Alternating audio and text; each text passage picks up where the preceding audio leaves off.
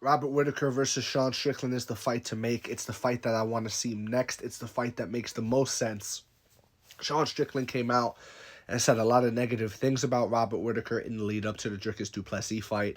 He was insinuating that Robert Whittaker was washed up, a dead horse, all things like this, in order to discredit Dricus du Plessis and his big win over Robert Whittaker. Nobody does what Dricus du Plessis does to Robert Whittaker, and we saw that, you know what I mean? We saw that against Paulo Costa. Paulo Costa went out there and he tried. He threw a big spinning kick.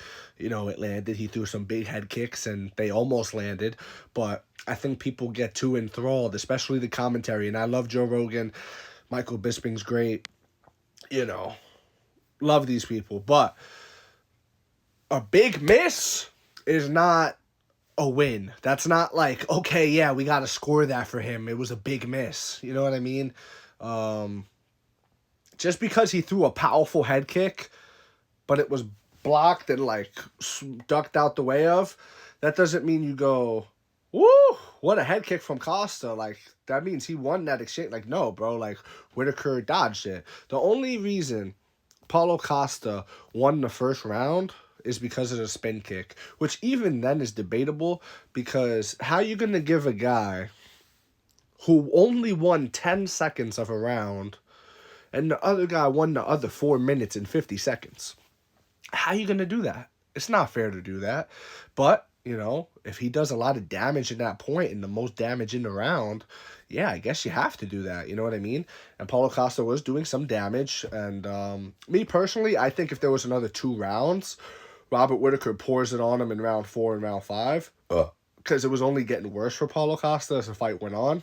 And, yeah, I think Robert Whittaker's been there so many times in round 3 and round 4 and 5, rather, that you would have really saw the difference. And that's what this fight needs to be. This needs to be a 5-round fight. This needs to be a main event.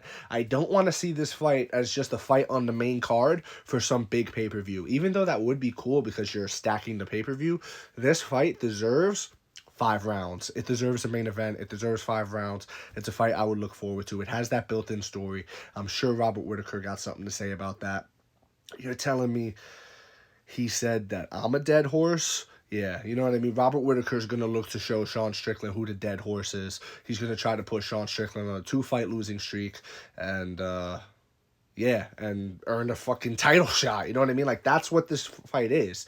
If Sean Strickland beats Robert Whittaker, Sean Strickland just earned himself another title shot, especially if he does it before Israel Adesanya comes back.